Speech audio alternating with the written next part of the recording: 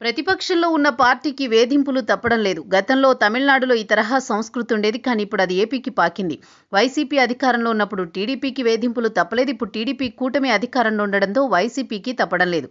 ఈ తరుణంలో పార్టీ శ్రేణుల్లో ధైర్యం నింపేందుకు ప్రతిపక్ష పార్టీలు చేయని ప్రయత్నం అంటూ లేదు.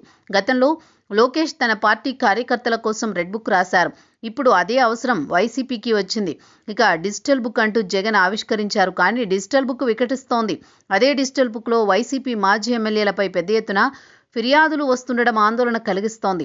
మొన్నటికి మొన్న మాజీ మంత్రి విడదల రజని తనను మోసం చేశారంటూ ఒక వ్యక్తి డిజిటల్ బుక్లో ఫిర్యాదు చేశారు. తాజాగా అనంతపురం జిల్లాలో మాజీ ఎమ్మెల్యే తిప్పేస్వామిపై ఇదే తరహా ఫిర్యాదులు వచ్చాయి. దీంతో ఇది వికటిస్తోందని వైసీపీ నాయకత్వం ఆందోళనతో ఉంది.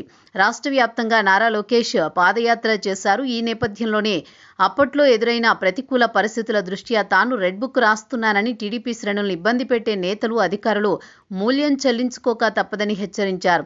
అయితే అధికారంలోకి వచ్చిన తర్వాత రెడ్ బుక్ ప్రకారమే నేతల అరెస్టు జరుగుతోందని, వారు మూల్యం చెల్లించుకోవాల్సి వస్తోందన్న టాక్ వినిపిస్తోంది. ఇటువంటి పరిస్థితుల్లో జగన్మోహన్ రెడ్డి వైసీపీ శ్రేణుల్లో ధైర్యం నింపేందుకు డిజిటల్ బుక్ ఆవిష్కరించారు. మొన్నటికి మొన్న మాజీ మంత్రి రజనీపై సొంత పార్టీ శ్రేణులే ఫిర్యాదు చేశారు. తాజాగా మడకశిర మాజీ ఎమ్మెల్యే తిప్పేస్వామిపై సొంత పార్టీ వారు ఫిర్యాదు చేశారు.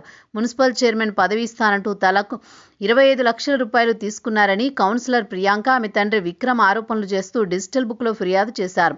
అంగన్వాడీ హెల్పర్ ఉద్యోగం కోసం తన దగ్గర 75,000 తీసుకున్నారంటూ మరో వ్యక్తి ఫిర్యాదు చేయడం సంచలనంగా మారింది.